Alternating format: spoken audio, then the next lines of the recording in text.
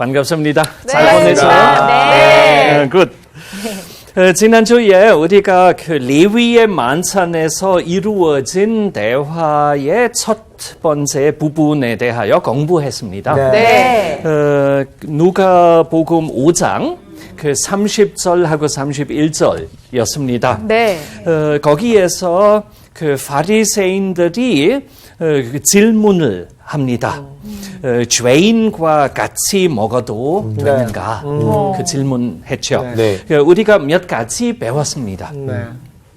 예수님은 죄인들과 같이 식사하신 것이 무슨 의미가 있는지를 배웠죠. 네. 그래서 코이노니아 사상의 의미를 조금 더 깊게 공부했고 네. 또 코이노니아 사상과 독마 사상의 장단점을 발견했죠. 네. 예수님은 문제가 있는 사람들을 피하는 것이 아니라 온 공동체를 위하여 그들을 만나주시고 그들이 회복할 수 있도록 도와주신 것이었죠. 네. 네. 그래서 그리스도인에게 죄인들과 식사하는 것은 허락된 것뿐만 아니라 그 해야만 하는 것일 것입니다. 네. 네. 또 건강한 자에게는 의사가 쓸데없고 병든 자에게라야 쓸데있나니 이 말씀은 중요하기 때문에 파갈릴리스무스 멤브로움으로 표현된 것입니다. 그래서 파갈릴리스무스 멤브로움의 의미도 우리가 배웠죠. 네. 이 어려운 라틴어 표현의 의미. 또 그 시편을 어떻게 교독하는 것이 교회의 전통인지도 연습했습니다. 오늘 수업 누가복음 28강 레위의 부르심과 만찬 3. 그 누가복음 5장 32절에서 39절까지를 공부합시다. 네. 그래서 2절씩 봉독해 주시기 바랍니다. 네. 네. 내가 의인을 부르러 온 것이 아니요 죄인을 불러 회개시키러 왔노라. 그들이 예수께 말하되 요한의 제자는 자주 금식하며 기도하고 바리새인의 제자들도 또한 그리하되 당신의 제자들은 먹고 마시나이다. 예수께서 그들에게 이르시되 혼인집 손님들이 신랑과 함께 있을 때에 너희가 그 손님으로 금식하게 할 수 있느냐? 그러나 그날에 이르러 그들이 신랑을 빼앗기리니 그날에는 금식할 것이니라. 또 비유하여 이르시되 새 옷에서 한 조각을 찢어 낡은 옷에 붙이는 자가 없나니 만일 그렇게 하면 새 옷을 찢을 뿐이요 또 새 옷에서 찢은 조각이 낡은 것에 어울리지 아니하리라. 새 포도주를 낡은 가죽 부대에 넣는 자가 없나니 만일 그렇게 하면 새 포도주가 부대를 터뜨려 포도주가 쏟아지고 부대도 못 쓰게 되리라. 새 포도주는 새 부대에 넣어야 할 것이니라. 묵은 포도주를 마시고 새 것을 원하는 자가 없나니 이는 묵은 것이 좋다 함이니라. 예, 감사합니다. 우리가 다시 그 32절을 한번 함께 읽어 주시겠습니까? 네. 내가 의인을 불러 온 것이 아니요 아니요 죄인을 불러 회개시키러 왔노라. 예, 감사합니다. 여기에서 예수님이 그 병든 자만 생각하지 않고 그 죄인을 생각하시는 것은 나타나는 것이에요. 그 죄인들은 영어로 하면 troublemaker이죠. 문제쟁이. 예, 문제를 만드는 자들. 왜냐하면 모든 사람에게 부담이 되잖아요. 네. 죄인들은 그 공동체를 위협하고 또 그 다른 사람들에게 완전히 부담스러워요. 그래서 바리새인들은 이것은 잘 압니다. 네. 그래서 바리새인들은 생각했던 것은 한번 상상해 봅시다. 그 바리새인들이 이렇게 생각했어요. 만약에 우리나라에서 모든 사람들은 한순간 동안이라도 만이라도 그 율법을 완전히 지킨다면 메시아가 오겠다. 그런 생각했어요. 그래서 바리새인들은 그 율법을 지키는 일에 완전히 신경 쓰고 최선을 다했어요. 그런데 지금 한번 생각해 보세요. 우리가 잘 다 지키면 메시아가 온다는 생각하면 죄인을 보면 얼마나 답답하게 느끼겠습니까? 미울 수도 있을 것 같아요. 저 사람 때문에 지금 메시아가 안 오시는 것이다. 그 생각이 나지 않습니까? 그래서 바리새인들의 입장에서는 죄인들은 정말 답답한 마음을 만든 사람이었어요. 그래서 그 바리새인들은 이 나쁜 놈들 우리가 없애야 한다. 완전히 우리나라에서 완전히 없어져야 된다. 예, 벗어나야 아니면 버려야 한다. 그래서 사형까지 생각했던 사람들도 있었어요. 왜냐하면 해결이 되잖아요. 그렇죠. 다 율법을 지키면 메시아가 오니까 그 나쁜 죄인들이 없어져야 한다는 생각했어요. 그런데 물론 이렇게 생각할 수 있어요. 그런데 예수님은 다른 길을 가고자 합니다. 그래서 내가 죄인을 불러 회개시키러 왔노라.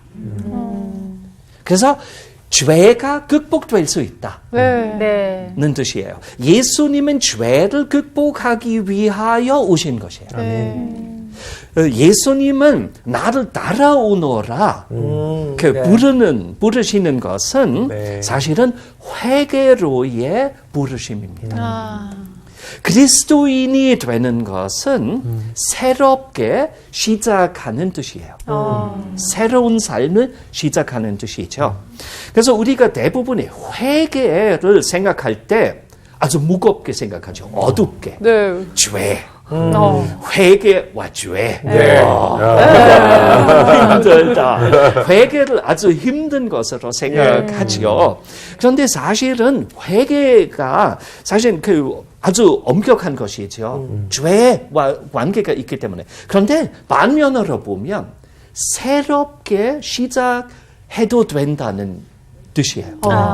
그 죄에 벗어나고 그 죄사함을 받고 다시 시작하는 새로운 것이 있기 때문에 사실 행복한 것이에요. 너무 좋은 것이에요. 귀한 것인데 무거운 것만 아니에요. 그래서 죄 고백 예배 중에 죄 고백하는 시간이 있다면 많은 사람들은 싫어요. 왜 나를 무릎을 꿇게 시키느냐. 그런데 이것 그 뜻만 아니에요. 솔직히 죄를 고백하면 해방돼요. 용서를 받으니까. 그래서 사실 기쁜 것이에요. 그 기쁨을 우리 예배 중에 조금 더 많이 느낄 수 있었으면 좋겠다는 생각입니다. 어쨌든 예수님은 옛날 것은 지나갔고 새로운 것이 지금 시작된다는 그런 회개의 길로 인도하십니다. 해방의 길이죠. 예수님은 새로운 길을 보여주시는 것이죠. 그래서 우리가 누가에게 새로운 길 얼마나 귀한지 느낄 수 있습니다. 누가가 정말 개방된 교회 원합니다. 죄인들도 초청하는 그런 교회 공동체를 원합니다. 예수 그리스도 안에서 모든 사람들은 하나님으로부터 초청을 받고 죄 사함을 얻을 수 있는 그런 공동체라고 생각합니다. 그래서 이렇게 예수님과의 만남을 통하여 삶이 회복되고 또 하나님과 함께 새로운 시작을 얻을 수 있도록 받기를 원한다는 것이죠. 이것은 누가복음에서 항상 느낄 수 있어요.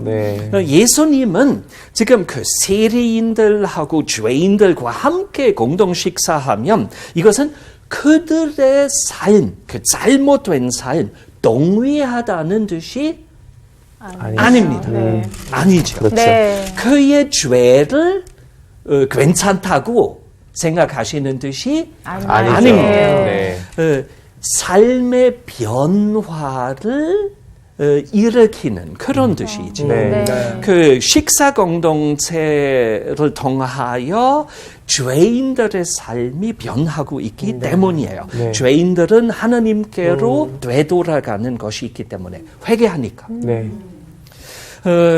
그 죄인들과의 식사 공동체가 사실은 이렇게 성찬식의 모범이 됩니다. 우리가 대부분의 성찬을 생각할 때 그 예수님의 마지막 성만찬을 생각하기 때문에 그 마지막 성만찬은 아마 그 세다 식사였어요. 그 유월절의 일부였죠. 네. 그래서 거기서만 생각하는데 그런데 이것만 아니에요. 예수님의 죄인들과의 공동 식사의 전통도 성만찬에 큰 영향을 주고 있습니다. 그래서 그 성찬은 그 심벌인데 상징인데 심발레 네. 하는 네. 것이죠. 심벌인데 거기서 다양한 경험들이 하나가 되는 동시에 생각하는 그런 상징적인 뜻이에요. 그래서 우리가 성찬을 해석할 때 예수님과의 공동체를 의미하죠. 두 번째는 죄인들도 환영하는 하나님의 초청 네. 식사이죠. 세 번째는 죄인들은 이 식사를 통하여 변화를 경험한다. 새롭게 된다. 죄사함을 얻는다.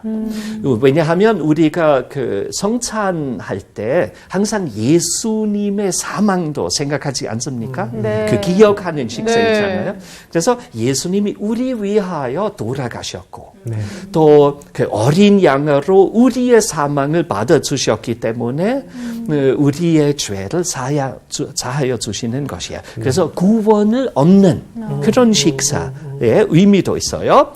또 서로를 섬기는 뜻도 있어요. 왜냐하면 목사가 교인들을 섬기는 것이에요. 대접하는 것이에요. 네. 섬기는 것이죠.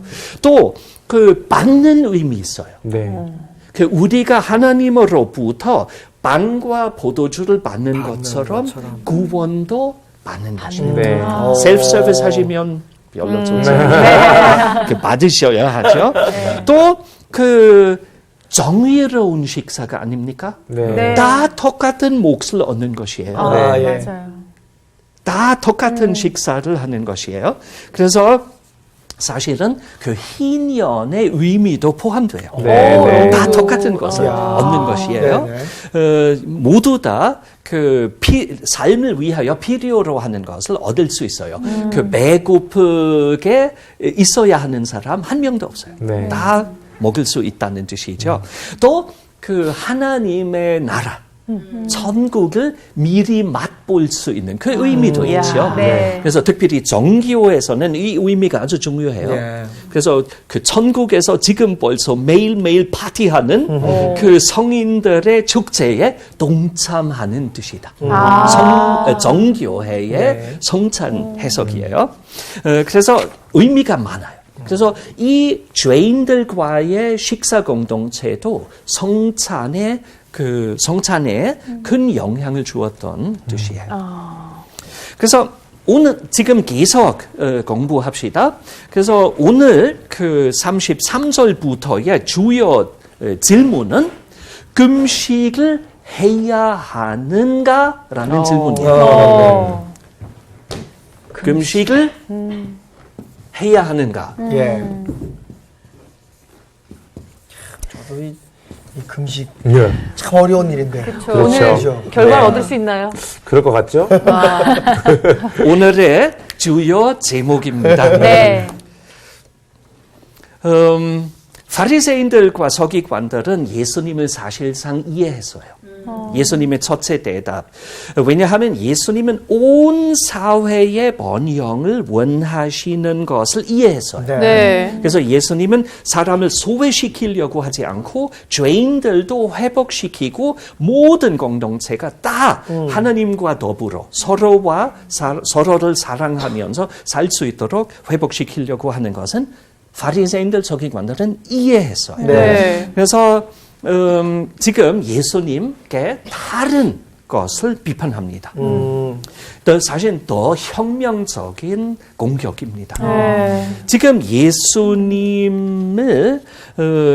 그 그 잘못된 사람과 공동 식사를 하는 것만 그 비판하는 것이 아니라 그 먹는 자체가 잘못됐다는 공격합니다. 네. 그래서 그 예수님과 제자들은 금식하지 않고 기도도 하지 않는다는 것은 대신에 먹고 마시는 것만 한다. 네. 그런 공격적, 그런 비판합니다. 그런데 그 내용을 보면 우리가 그 바리새인들하고 서기관들의 그런 지금 비판으로 그 예수님의 제자들은 아예 금식 안 했던 것을 우리가 그 생각해야 합니까? 그 제자들은 아예 금식 안 했던 것이 사실이에요? 네. 모르겠네요. 아니? 금식했던 금식을 없어서 굶지 않는 이상 금식을 일부러 안 했던 것 같기도 하고요. 그 마태복음 6장에 의하면 예. 그 산상수훈의 일부인데 거기서 예수님은 금식을 어떻게 하면 좋은지를 가르치십니다. 그래서 제자들도 네. 금식했을 거예요. 그런데 아예 금식 안 했던 것이 아닐 거예요.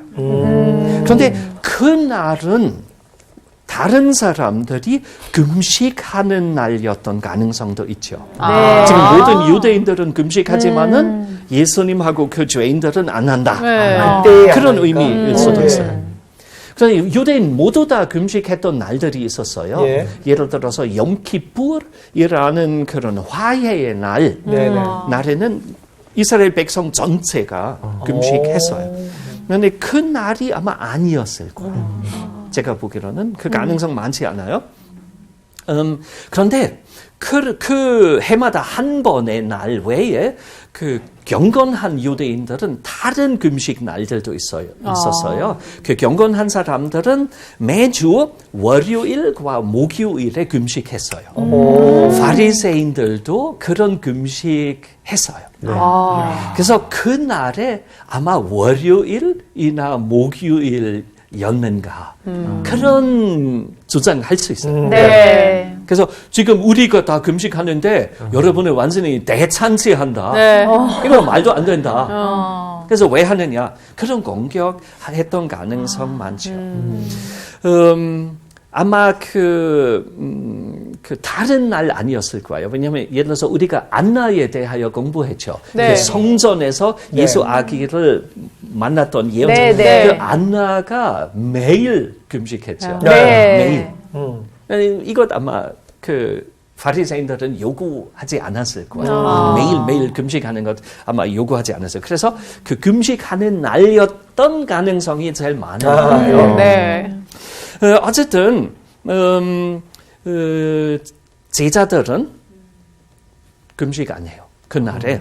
그런데 그 바리새인들하고 서기관들은 그 세례 요한의 제자들은 한다고. 네. 또 기도한다고. 네.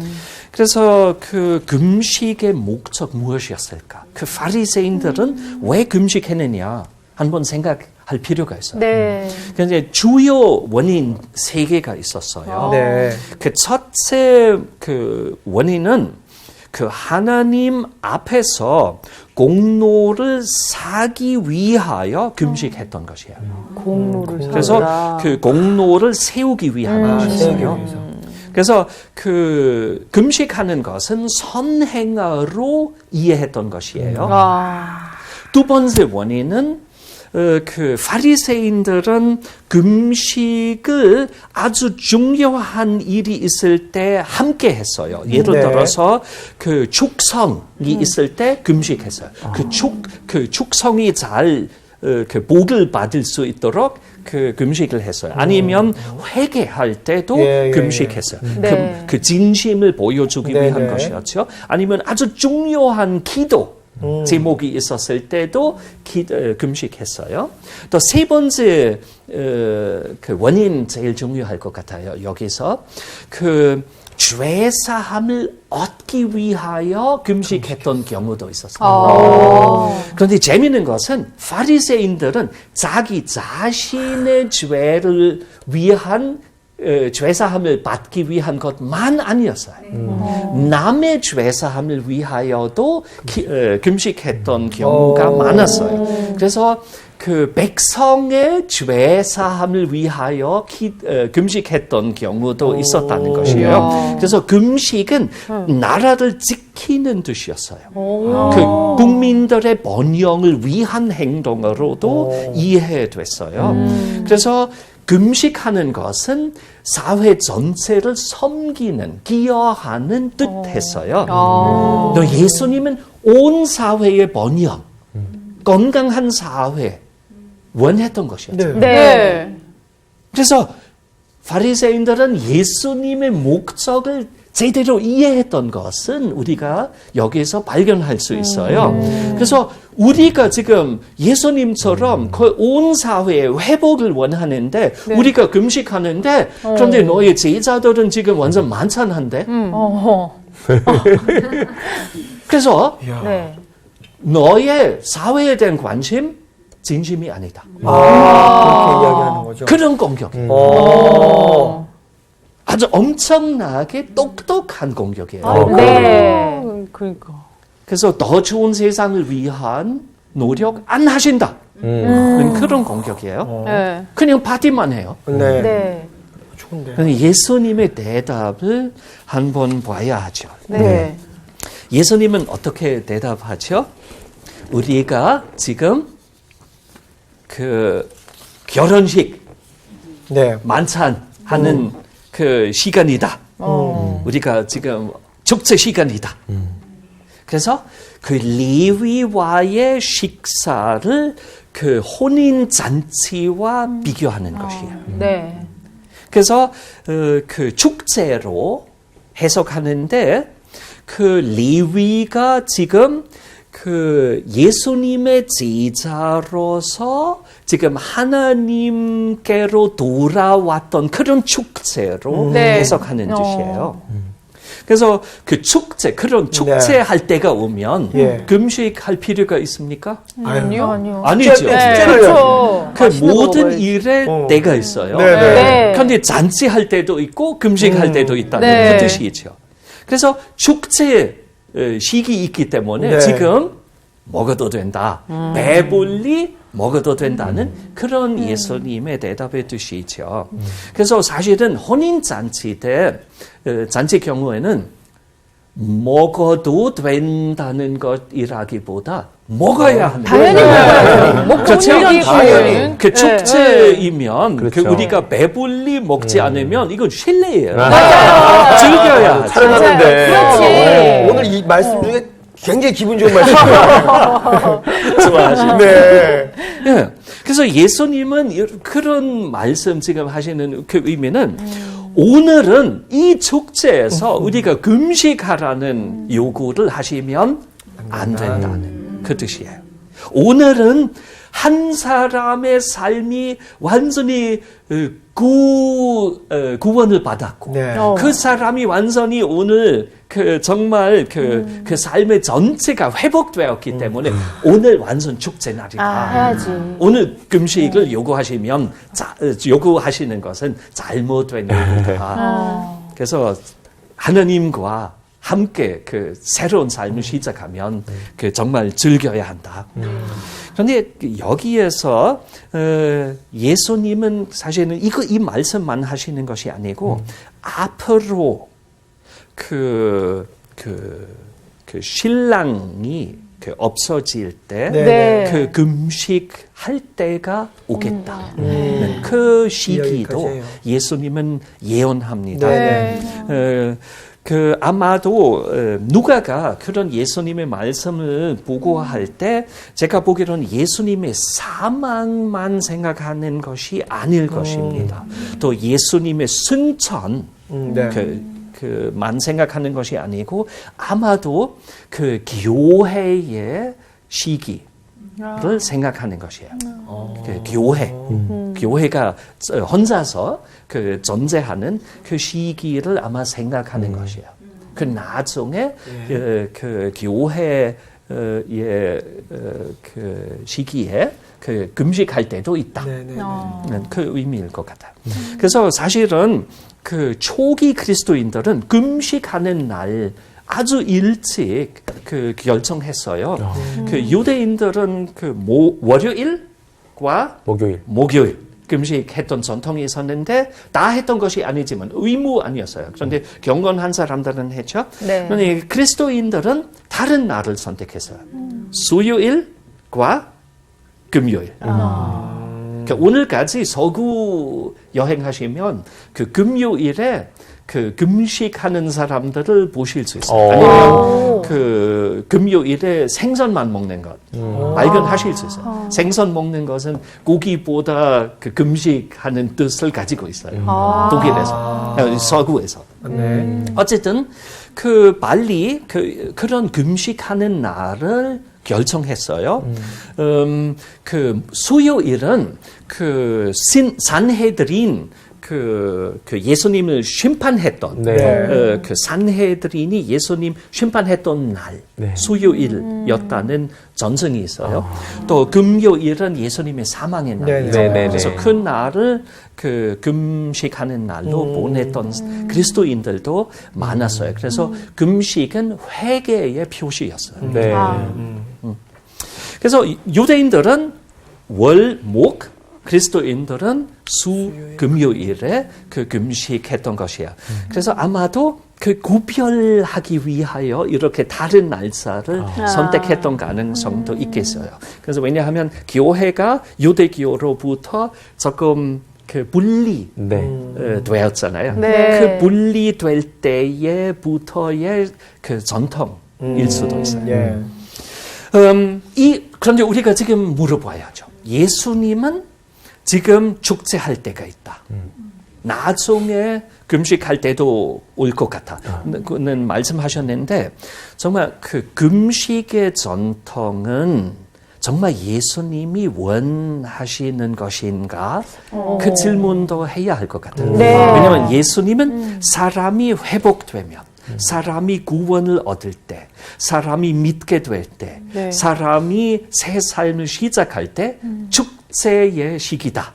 이렇게 표현하잖아요. 그런 경우 되게 많잖아요. 우리가 매일매일 이렇게 살아야지 않습니까? 매일매일 회개하고 새롭게 시작해야지 않아요? 그래서 매일매일 축제 파티해야 하는 것이에요. 맞아요. 맞아요. 그렇게 하면 안 돼요. 그래서 금식하는 것은 정말 잘못된 그 예수님을 별로 생각하지 않는 그런 전통이 아닌가? 그런 질문도 하면 그 이해가 돼요. 그 질문 있어요. 그래서 사실은 개신교에서는 그 사순절 기간, 그 천주교인들은 원래 금식 기간이라고 했어요. 금식하는 기간. 그 사순절. 근데 개신교에서는 금식 기간이라고 표현하지 않고 우리가 사순절을 그 순환절로 표현했어요. 원래 전통적으로. 한국말로 나중에 사순절 됐어요. 그 40일의 그 계절. 그런데 원래 그 순환절의 의미예요. 금식절 아니에요. 개신교. 그래서 개신교회가 천주교회와 조금 다르게 표현했어요. 그런데 제가 보기에는 너무 비판적으로 생각할 필요도 없어요. 왜냐하면 금식하는 것도 의미가 있어요. 금식하는 것은 그 예수님도 했다는 것을 생각하면 귀한 것으로 볼 수도 있어요. 예수님 둘 다 했어요. 축제도 하셨고 금식도 하셨어요. 그래서 예수님 우리가 보면 고행적인 것 하고 정말 축제하는 동시에 발견할 수 있는 것이에요.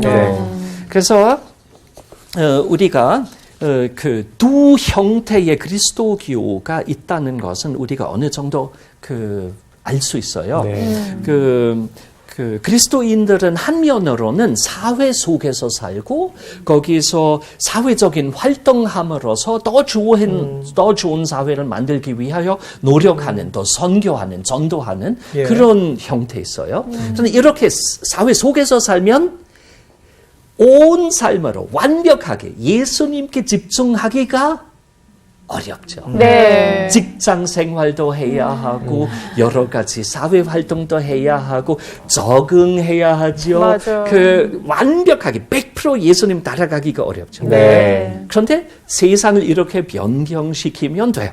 그런데 다른 형태는 완전히 예수님께만 집중하고 네. 그 다른 활동하지 않고 기도만 하고 성경만 공부하고 금식도 하고 그런 형태가 있어요. 그 두 번째 형태는 나중에 그 고행의 형태가 됐어요. 그 수도자들이 하는 네, 거죠. 네. 거기 수도자들은 온 삶으로 예수님 따라가는 것에 집중해요. 그런데 우리 같은 사람들은 사회 속에서 살면서 네. 그리스도인으로서 활동해요. 그래서 우리가 지금 마지막으로 네. 지금 그 36절하고 39절까지의 부분으로 넘어갑시다. 네. 거기에서 세 가지 비유 네. 네. 예수님이 말씀하십니다. 그 첫째 비유에서 아주 우리가 일상생활에서도 그 경험할 수 있는 이야기예요. 네. 그래서 아주 정상적인 이야기죠. 그 새 옷을 자르고 헌 옷을 그 수리하는 사람 어디 있겠느냐? 많이 나죠. 아무도 안 하죠. 네. 직접 동의를 받죠. 네. 그래서 왜냐하면 새 옷이 헌 옷보다 귀하니까. 네. 네. 가치가 있으니까. 그래서 두 번째 비유 보면 네. 이것도 아주 정상적인 내용이죠. 다 동의하죠. 네. 그 새 포도주를 낡은 가죽 부대에 넣는 자가 없다. 네. 다 동의하죠. 네. 왜냐하면 그 새 포도주를 새로운 네. 그 부대에 넣어야 하죠. 네. 그래서 그 의미는 그 낡은 것이 융통성이 없고 새 것이 동력적입니다라는 뜻이죠. 네. 그렇죠? 네. 그래서 이 두 비유가 그 메시지가 아주 비슷해요. 그 예수님의 그 메시지가 또 그 새로운 메시지가 하고 제자들의 새 삶이 전통적인 그 신앙생활과 다르다는 것이에요. 다르다고 하는 것이에요. 그래서 예수님이 선포하시는 것, 또 제자들이 활동하는 그 삶은 익숙해진 전통과 다르다. 그래서 다르다는 것이에요. 그러니까 이거 쉽게 이해가 돼요. 네. 그런데 지금 놀라운 것은 세 번째 비유예요. 네. 거기에서 지금 예수님은 정반대 말씀하세요. 네. 그 오래된 포도주가 신포도주보다 낫다. 네. 더 귀하다. 그 내용이잖아요. 네. 그래서 그런데 이것은 그 첫째 두 비유의 정반대가 네. 아닙니까? 네, 네. 예수님은 그 내가 하는 것은 새로운 것이다. 나의 제자들도 사는 방식도 새로운 것이다. 그런데 지금 옛날 것도 귀하다. 네. 깜짝 놀라운 내용이죠. 깜짝이야. 그래서 예수님이 내가 새로운 것을 하는데 여러분들이 하는 것은 더 귀하다. 그 의미 아닌가. 그 생각이 직접 났지 않습니까? 그래서 아주 놀라운 말씀이에요. 네. 그래서 그 무슨 뜻인가? 그 왜 예수님이 그 말씀하셨을까? 그 어떻게 설명할 수 있어요? 그래서 예수님은 그 바리새인들이 자기 전통적인 자기가 익숙해진 네. 전통적인 종교적인 생활을 벗어나지 않는 것을 예수님이 이해한다고 하십니까? 아니요. 그렇게 해석할 수도 있겠죠. 네. 여러분들은 이 귀한 전통을 가지고 있는 것이다고 하잖아요. 네. 그래서 내가 여러분들을 이해할 수 있다. 이렇게 생각하는 것은 이해가 된다. 그 의미일 수도 있어요.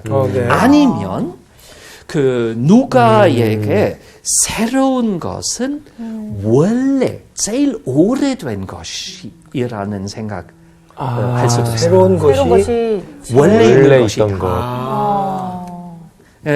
그 다르게 말하면 예수님이 새로운 선포하시지만은 새로운 선포는 바로 하나님이 원래 그렇지. 창조를 그치. 하실 때 계획하셨던 있었던 예. 것과 동일하다. 원래는 그게 새 것이었잖아요. 진짜. 그래서 이런 게 있잖아요. 옛 것이 좋은 것이라고. 그래서 그런데 얼쑤. 그 예수님의 새로운 것하고 옛 것 동일하다는 네. 그 그렇죠. 해석도 네. 가능하겠죠. 예. 사실은 그리스도교에서는 진보적인 것, 보수적인 것 구별하기가 아주 어려워요. 네. 네. 왜냐하면 우리가 다 예수님 집중하잖아요. 네. 예수님을 집중하면 완전 보수적이죠. 2000년 전의 사람에 집중하는 것이죠. 네. 완전 보수. 그런데 예수님은 하나님의 미래를 선포하시는 것이야. 네. 또 예수님의 모습을 보면 그 우리가 앞으로 어떻게 살아야 할지 또 앞으로 인류가 어떻게 될지 예수님을 보면 알 수 있어요. 네. 다르게 말하면 예수님을 보면 인류의 미래를 보는 거예요. 맞아요. 그러니까 예수님 완전 옛날 사람인데 완전 미래의 사람이에요. 동시에. 맞아. 이야. 와. 그래서 그 창조에 벌써 계셨고 또 완전 말세에도 계실 거예요. 네. 그 둘 다 동시에. 네. 그래서 제일 보수적인 것은 우리가 예를 들어서 한 100년처럼 그리스도인으로서 살아야 한다. 이거 보수적이죠. 그런데 더 보수적인 사람, 예수님께 집중하는 사람. 그런데 예수님께 집중하면 사실은 보수적인 것 아니에요. 아니죠. 진보적인 것. 맞아. 네. 그런데 둘 다예요. 예, 예. 하나님의 원래의 뜻하고 완전 우리 미래. 그 진보적이며 보수적이에요. 보수적이며 진보적이에요. 네. 그래서 그리스도교에서는 진보파, 보수파 말하는 것은 사실 그 의미가 별로 없어요. 우리가 다른 표현을 네. 썼으면 좋겠어요. 네. 아니면 또 다르게 할 수 있어요. 예수님은 그 누가복음에 의하면 그 말씀했던 이유 또 다르게 해석할 수 있어요. 누가가 우리에게 그 경고하는 것으로도 해석할 수 있어요. 그 여러분들도 그 독자도 네. 또 아니면 청중도 그 옛날 것을 좋아해요. 네. 그래서 옛날 것으로 그 원래 있었던 유대교 전통으로 돌아가지 말라. 그 의미일 수도 있어요. 네. 하나님의 미래를 향하여 나가자. 그 의미도 있을 수 있어요. 어쨌든 우리가 여기서 다양한 해석을 할 수 있는데 조금 놀라운 내용이에요. 또 완벽하게 정말 자신 있게 그런 뜻이다 할 수 없을 만큼 우리에게 그 어두운 의미가 가지고 있는 그 비유예요. 네. 그래서 정확하지 않아요. 우리가 거기서 계속 더 깊게 이해하려고 노력해야 하는 비유예요. 어쨌든 그 믿음이란 다 이해한다는 뜻이 아니죠. 네. 믿음은 그 항상 하나님을 신뢰하는 뜻이에요. 완벽하게 못해도 이해하지 못해도 하나님을 신뢰하는 뜻이에요. 네. 그래서 우리가 이 구절도 완벽하게 그 무슨 뜻인지 이해하지 못해도 네. 그 하나님을 신뢰하고 또 예수님을 따라가는 것이지요. 예, 그런데 우리가 거기서 계속 연구하고 배워야 하죠. 네. 그래서 코이노니아 사상 그렇기 때문에 이렇게 중요하죠. 네. 계속 공부할 필요가 있어요. 예. 오늘 여기까지만 합시다. 네. 다음에는 우리가 다른 것을 공부하겠습니다. 네. 그 안식일에 이삭 잘라 먹기에 대하여 공부하겠습니다. 예, 예. 누가복음 6장이에요. 네. 예, 오늘 감사합니다. 감사합니다. 안녕히 계세요. 와, 마지막 구절은 정말 충격적이다. 그러니까. 아니 근데 이거 맨날 봤던 그러니까. 때인데도 맞아요. 이거를 그냥 대충 그냥 넘어갔었는지 그러니까, 사실은 굉장히 다른 얘기 앞에와 다른 얘기인데도 저는 그렇게 생각했거든요.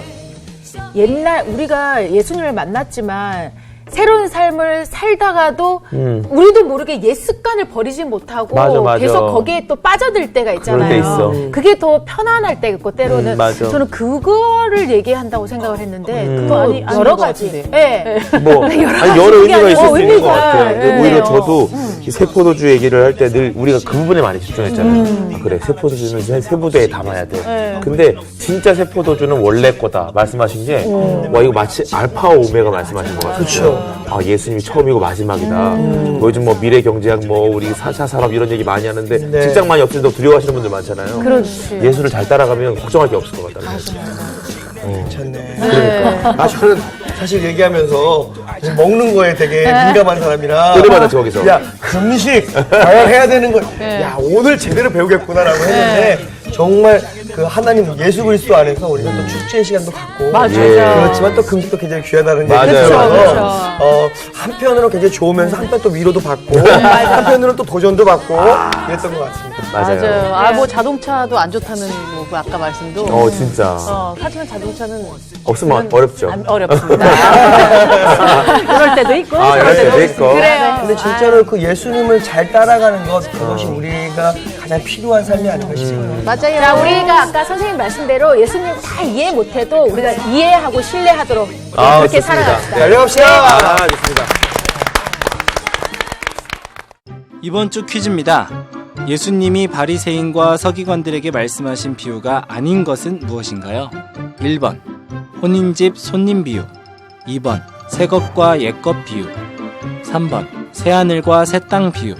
정답을 아시는 분은 CBS 성서학당 홈페이지에 정답을 올려주시거나 우편으로 보내주시면 됩니다. 보내실 곳은 서울특별시 양천구 목동서로 159의 1 CBS 성서학당 담당자 앞입니다. 연락처를 꼭 남겨주세요.